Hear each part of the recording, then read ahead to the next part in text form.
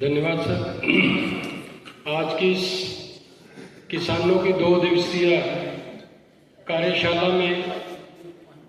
Agriculture और उसके allied departments के माध्यम से लगाई हुई जो वर्कशॉप है जो किसानों के लिए है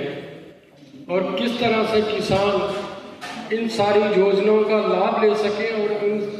जो बाहर लगाए हुए स्टॉल हैं उनके माध्यम से किस तरह से अपने आप को इन चीज़ों से जोड़ते हुए एक प्रोग्रेसिव किसान बन सकते हैं। किस तरह से जैसे माननीय प्रधानमंत्री हमारे कहते हैं कि किसानों की आमदनी दुगनी होनी चाहिए, किस तरह से ऐसे कर सकते हैं। और इस मौके पर आए हुए हमारे अलग अलग डिपार्टमेंट्स के एग्रीकल्चर और ख़ास करके एग्रीकल्चर के अलाइड डिपार्टमेंट्स का मैं कहूँगा कि बहुत ही अच्छा कार्य जो कर रहे हैं और हमारे किसानों के लिए। और मेरे साथ आए हुए मेरी जो डिस्ट्रिक्ट प्रेसिडेंट हैं और साथ ही मेरे साथ मेरी कोलीग भी हैं जो हमारी डिस्ट्रिक्ट की काउंसिल है उसमें मेरा सहयोग कर रही madam Asha ji, district council में ही मेरी सहयोगी मैडम अनीता जी, बहुत ही अवेयर और प्रोग्रेसिव किसान कहूँगा ऐसे प्रकाश जी, उनके साथ आए हुए हमारे कुछ और साथी और सामने बैठे हुए नवीन जी, कस्तूरी जी, बुआ दत्ता जी, चुन्नी जी और बाकी डिपार्टमेंट के लोग और मेरी मातृशक्ति साथियों,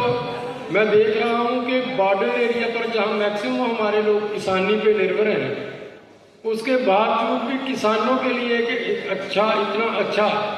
मेला लगाया गया था, एक अच्छी वर्कशॉप थी जिसके माध्यम से वो सीख कर अपनी जो खेती है उसको किस तरह से उसमें से फसल को दुगना करने के तरीके जहाँ से ले सकते थे वो मुझे लगता है कहीं वंचित रह रहे हैं। मैं निवेदन करूँगा किसानों को कि ऐसे मौके पर वो ज़्यादा से ज़्यादा संख्या में जहाँ ऐसे मौक़ों पर आकर जहाँ से सीखें। हमारे जो लोग हैं वो हमेशा पारंपरिक खेती करते हैं, कभी धान और उसके बाद गेहूं लगाते हैं। साथियों, इसके माध्यम से आपको सुनने को मिलेगा कि अगर आपके पास बहुत कम जमीन भी है उस जमीन को का भी सदुपयोग करते हुए किस तरह से आप अपनी आय को बढ़ा सकते हैं। जैसे किसी के पास मैं मानता हूं कि थोड़ी जमीन है, 2-3 कनाल 4 कनाल जमीन है, उस जमीन से ही अगर वो सिर्फ गेहूं और मक्की बाजरा धान वगैरह के बजाय कुछ ऐसे काम करता है, उस जमीन में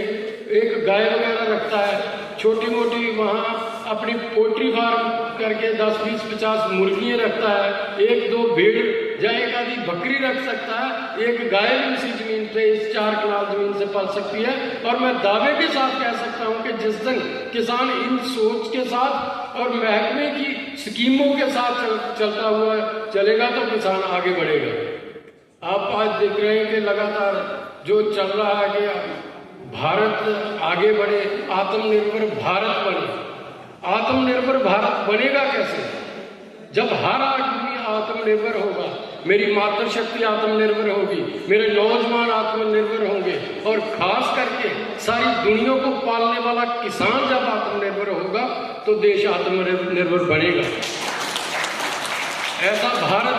आत्मनिर्भर होगा और वो भारत जो आज बड़ी तेजी से सर्वांगीण विकास करते हुए अपनी ऊंचाइयों को छूते हुए अपनी देश की नीतियों से, विदेशी नीतियों से बड़ी तेजी से अपने जो है स्थान बना रहा है, वो भारत वो विश्व गुरु बनेगा जिस दिन हम लोग आत्मनिर्भर होंगे, हमारा किसान आत्मनिर्भर होगा। कोई कह रहे हैं कि मेरे पास